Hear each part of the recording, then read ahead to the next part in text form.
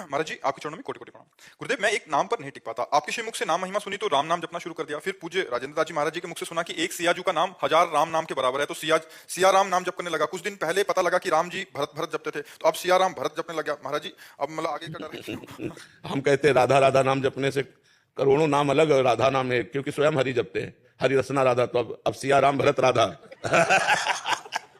फिर श्री पार्वती जी कहती है, सती जी कहती है कि शिव, ये 2 अक्षर नाम अनंत महिमाशाली, तो सिया राम राधा शिव। फिर कोई और मिले तो फिर आगे और जोड़ते, तो पूरा लंबा मंत्र पूरा तैयार हो जाए। कोई एक नाम पकड़ लो, सब है। आप सच्ची मानो, जो राम नाम की महिमा है वही सिया नाम की महिमा, वही हरि नाम की महिमा, वही कृष्ण नाम की महिमा, वही राधा नाम की महिमा, भगवान के अनंत नाम है। इसीलिए गुरुदेव के मुख से लिया जाता है कि अगर गुरुदेव ने कह दिया राम राम तो हमारे लिए सब कुछ राम राम है, गुरुदेव ने कह दिया राधा राधा तो हमारे लिए राधा राधा है।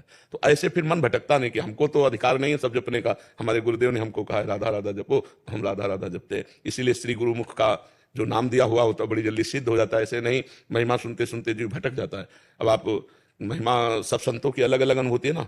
ऐसे ही भगत थे तो ज्ञानी पुरुष के पास गए तो उन्होंने कहा शिवोहम, तो शिवोहम जपने लगे। जो भगत के पास गए, प्रेमी भक्त के पास, तो उसने कहा दासोहम। तो बड़े परेशान हो गए कि अब हम शिवोहम जपे कि दासोहम जपे। तो शिवोहम और दासोहम दोनों उसी परमात्मा के लिए है, पर हम चल तो एक मार्ग में सकते हैं ना। शिवोहम और दासोहम एक मार्ग में चल सकते हैं। दास है प्रेम भक्ति और ये है ज्ञान अभेद भक्ति।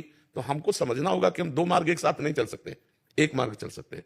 सियाराम पकड़ो तो आंख मूंद के सियाराम सियाराम सियाराम सियाराम, तो कुछ नहीं, सब महिमा सुनो लेकिन बस सियाराम सियाराम सियाराम, तो पार हो जाओगे। नहीं तो जहां जहां सुनोगे, जो जो सुनोगे, क्या क्या जपोगे, कहां कहां तक जपोगे, कितना जपोगे, है कि नहीं। हाँ, अब उसमें भक्त मालवी जी में लिखा है कि 1,00,000 बार हरि हरि कहे, एक बार हरिदास। अब बताओ क्या करोगे, है अब तो अब कैसे जोड़ोगे तुम सियाराम राधा हरिदास। कितना 1,00,000 बार हरि हरि कहे और एक बार हरिदास। भैया ये नाम महिमा है। सब नाम समान सामर्थ्यशाली, हमसे मान लो बात हमारी, सब नाम समान सामर्थ्यशाली है, क्योंकि सब नाम भगवान की प्राप्ति कराते हैं। तो आपको जो प्रिय नाम लगे वो पकड़ लो, आजीवन उसी से को जपो। कुछ भी महिमा सुनो तो यही सोचो कि सब हमारे नाम की ही महिमा है, प्रभु की, ये सब प्रभु के नाम है। बार बार बदलो नहीं और जोड़ो नहीं। हम ये जरूर कहते हैं कि सियाराम जपो, मतलब युगल नाम बहुत माधुरी है इसमें। तो सियाराम सियाराम सियाराम, बस इसी में भरत जी प्रसन्न, इसी में हनुमान जी प्रसन्न, इसी में पूरा जगत प्रसन्न। जा पर कृपा राम की हुई, ता पर कृपा करे सबको हुई, बस ऐसा मान लो। ठीक है गुरुदेव महाराज जी, मैं पहले शिव जी की भक्त थी, अब राधा रानी ने कृपा करी है, उनका प्रेम है, तो अब मैंने मंत्र छोड़ दिया शिव जी का, तो उसका दोष लगेगा, मैं क्या करूं।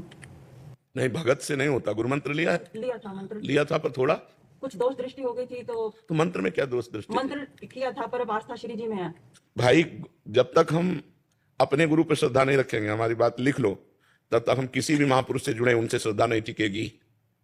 अपने गुरुदेव में श्रद्धा रखते हुए, जब रस की भावना में कि बहुत दिन से भगवान शिव का मंत्र जप रहे हैं और उन्होंने कृपा करके अब राधा रानी की तरफ भेजा, तो ऐसे मार्ग से हम चल सकते हैं। लेकिन अपने गुरु पर दोष दर्शन करके, मंत्र की अवहेलना करके फिर हम ऐसे, तो ऐसे इन पर भी अश्रद्धा हो जाएगी, ऐसे ये मार्ग भी बाधित हो जाएगा। क्योंकि गुरु साक्षात परब्रह्म। क्या टीचर की योग्यता को विद्यार्थी जान पाएगा क्या? तो क्या गुरु की महिमा को हम लोग जान पाएंगे क्या? तो हम गुरु पर दोष दर्शन क्या करते हैं? तो अगर कामी तुम्हें दिखाई दे रहे हैं तो ये मेरा दोष दर्शन है, लोभी दिखाई दे तो मेरा दोष दर्शन। गुरु साक्षात परब्रह्म, पहले मान के देखो। पर उनकी सब शिक्षा का हम पालन करते हैं, जैसा वो बोलते हैं वैसा करते थे। पर अब श्री जी, अच्छा, नामदाता को ना मानो और नाम को मानो तो सिद्धि कैसे प्राप्त होगी? पर प्रभु वो अब श्री जी में आस्था है, उनके नहीं होगी आस्था, हमारी बात मानो, नहीं होगी आस्था, क्योंकि तुमने अपराध कर दिया। पहले दोष दृष्टि, पहले वहां की दोष दृष्टि मिटाओ कि हे गुरुदेव भगवान, आपका संसार में कोई कुछ भी कहे, आप मेरे परब्रह्म परमात्मा हो, नाथ मेरी ये दोष दृष्टि मिटा दो आपके प्रति। जब सब जगह भगवान है तो क्या गुरु में भगवान नहीं? हम ये नहीं कहते कि उनके पास जाओ, पर हमारे अंदर जो दोष दर्शन आ गया उसको तो मिटा दो। निर्दोष होकर के जब हम किसी गुरु का वर्ण करेंगे तो हमारे भाव बन पाएंगे अपने गुरु पे दोष दर्शन। मुझे तो ये समझ में नहीं आता कि गुरु में दोष दर्शन कैसे हो जाता है। कोई कहते तुम्हारे गुरु कामी है, तो हमारी आंखें नहीं क्या कि हमारे गुरु कामी है? अगर कामी है हमारे गुरु तो भी हमारे लिए बंद नहीं है, लोभी है तो हमारे लिए बंद नहीं है। एक कामी और लोभी सांसारिक शब्द गुरु में कैसे लग सकता है? गुरु ब्रह्मा, गुरु विष्णु, गुरुदेव महेश्वरा, गुरु साक्षात परब्रह्म तस्मै श्री। इसीलिए हम सबसे कहते हैं उनसे मंत्र लिया, उपासना लिया, एकांत हो गए, भजन किए, दंडवत किए, दोष दर्शन ना होने पाए। अगर हमारा नजदीक रहने से दोष दर्शन होता है तो दूरी बना लेना चाहिए और कभी गुरु की निंदा नहीं करनी चाहिए। बड़ा मुश्किल है इस माया से पार होना, और भगवान गुरु रूप में आए हैं, अब वो कोई लीला करें, हमें बर्दाश्त नहीं हो रही वो लीला तो हम दूरी हो जाते हैं, पर उन पर दोष दृष्टि नहीं करते। ये बात समझनी चाहिए। अभी गुरु मंत्र जपो जो गुरु जी ने दिया, और रोज सुबह शाम गुरु जी को प्रणाम करो, उन्हीं को। वो तो पंचाक्षर मंत्र है। तो अब क्या सस्ता समझती हो क्या पंचाक्षरी मंत्र?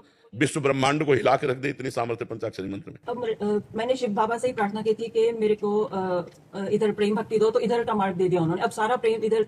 अभी क्या होगा, अभी की चर्चा में आपकी जबान से गुरु के प्रति दोष दृष्टि आई, तो आप पहले इसका समाधान करो कि हमारे गुरु साक्षात परब्रह्म में बिल्कुल दोष दृष्टि नहीं करती, ऐसी भावना रखनी चाहिए। देखो माँ माँ है, माँ कैसी है ये प्रश्न नहीं उठता, कैसी हो तो माँ होनी चाहिए, ऐसा नहीं होता।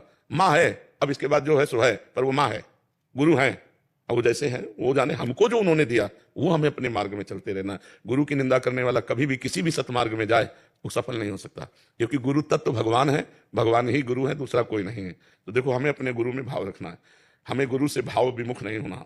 हाँ, हम ये जरूर कहते हैं यदि आपको ऐसा लगता है कि मेरी क्षमता नहीं है तो हम दूरी बना लें और गुरु के चरणों की रोज सुबह शाम पूजा करें मानसिक, और मंत्र जब करें, सिद्ध हो जाओगे, बढ़िया मंगल हो जाए। पहले अपनी बिगड़ी संभालो फिर आगे बढ़ो, नहीं राधा रानी के भी मार्ग में सफल नहीं हो सकते।